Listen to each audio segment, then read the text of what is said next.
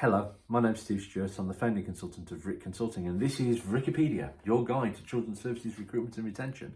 Chapter 9.3, Achieving for All, National Takes on Addressing Workforce Balance. Okay, this is a scary one. I'm not going to lie, is that some of the numbers here are mind-blowing. Astronomical is the wrong word because they're not. But when we talk about aggregating things across the entire country, it possibly gives some kind of context. As I detailed in 9.1, the increase in vacancies, and that's the increase in vacancies, not the vacancies themselves, but the increase in vacancy rate went up in 2022 by 4.4%, meaning that one chair out of every 25 was now empty where it was filled before. And that is a rather scary statistic. It might have been filled by an agency member of staff or not, because there is an overall shortage of labour. But if you've got teams of 8, say, is a 1 in 25, that's only one extra chair in every 3 teams, but you multiply that up across the country, and in actual fact, everyone's sort of belief that that one chair might be filled suddenly becomes apparent that no, maybe it won't. And so that's what we're going to go and deal with here. So we've already talked about the key measures and those levels of demand and levels of supply and the makeup of that supply. That's going to become absolutely critical in this kind of video, okay? And we're going to be looking here specifically at fixed points and trends, okay? More often the actual trends, because when this data set comes out, there's an awful lot of focus on what's happening on the 30th of September of that particular year, namely 2022. But I'm more concerned about the trends in terms of what kind of activities are you going to have to do in the 12 months hence. So using past information to inform that, to come up with sustainable workforce strategies. Okay, and so this is the kind of data that I use here, and as you can see is that the overall shortfall. So the data that I use, the data that I've created from the rest of it, is in green. Okay, so overall shortfall across the country is 1,153.2, and that is a shortfall across the entire workforce social worker population of just shy of 3%. Okay, so we need 3% more social workers in the system to fulfill all of the vacancies. Okay, that's not saying if they're temp or perm, we just need 3% more social workers, because right now, because of this situation, you don't have temporary social workers generally. You have an adjunct to your permanent workforce. Okay, we've dealt with that in an earlier chapter. Okay, now, so this is where the figures get scary. If you take the vacancy full-time equivalent rate, so that's how many chairs are empty. And we know that last year, 5,422 people left the position that they were in. Okay, so they're in a different chair come the end of the year than they were at the start of the year, or they might not be in a chair at all. But 5,422 leavers. If you presume that next year we have 5,422 leavers, and you add it onto that vacancy rate, that means to be fully staffed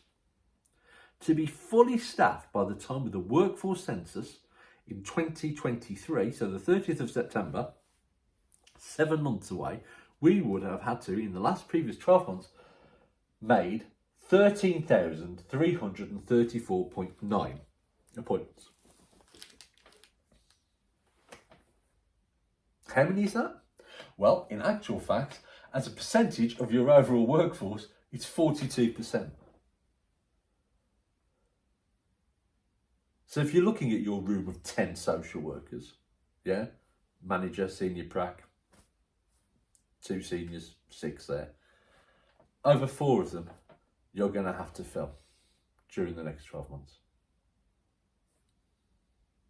That's to get to the situation that's there.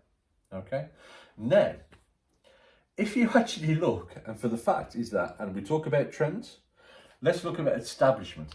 That establishment, your overall establishment, which is your vacancies plus your social work equivalent, okay, which comes out, what, 39,500 or so, yeah? That has risen by 534 over the last 12 months. And actually, that's not as much as we potentially would have thought, because that number's normally gone up by 1,000 over the previous couple of years. But what that means is, if you add it onto that, that means that your appointments to be made with an establishment increase of the same kind of level means that overall you'd have to make 13,858 appointments over the course of the last 12 months, over the next 12 months, of which you've already had 5. Now, I'm going to come up with a lesser figure, something that might be slightly more achievable, because that's solving the entire problem within 12 months, which is a very noble and totally stupid aim.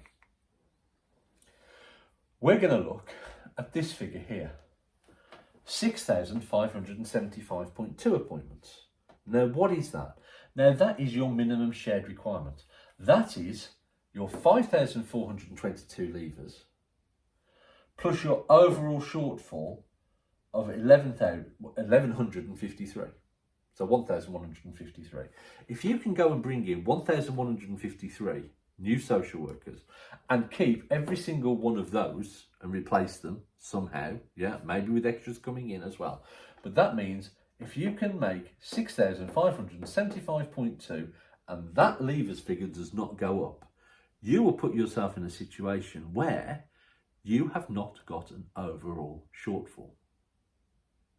Now, what does that mean? Well, that doesn't seem very good.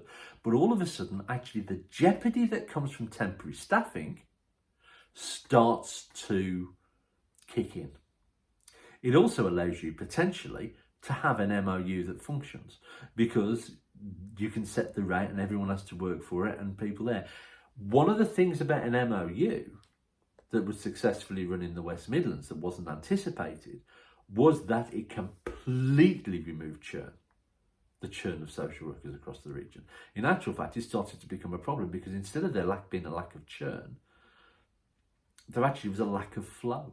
So that it meant that the temporary market was not able to react necessarily in a speedy kind of fashion when you did have a crisis situation at a single local authority, and alternate strategies had to be followed. Chapter 8, how to run a successful MOU. So, but what this actually means is that if you can appoint that many social workers, your minimum shared requirement, then all of a sudden you can start to turn the tide. You can talk about legislating people back into permanent employment, yeah, all you like. But in actual fact is that the way to get them to turn is by creating jeopardy and creating a safe plan and making the potential of not being in a position a realistic opportunity. Okay? And that will happen if you can appoint that many people. And within 12 months, that is a potential realistic aim. To give you a fact, is that when Future Social was in place in the West Midlands, we reduced the overall shortfall within the region within 12 months to 30.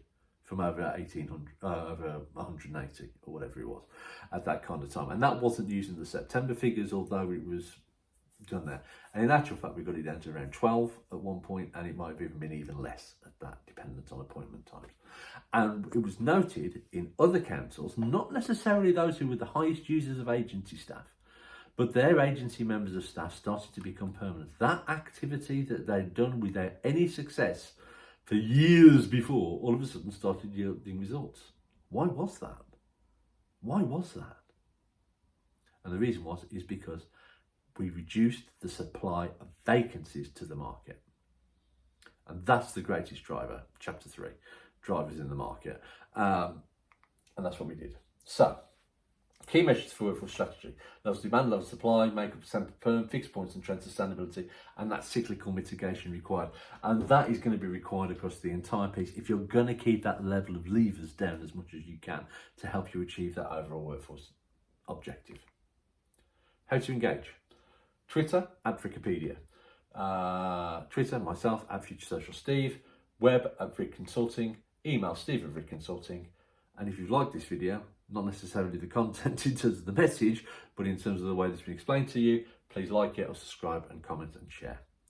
The data is available for you should you want it, so please do get in contact. And there'll be further videos coming up on this subject where it relates to what you can do on a more local basis to try and address your individual situations. Take care, good luck, speak to you soon.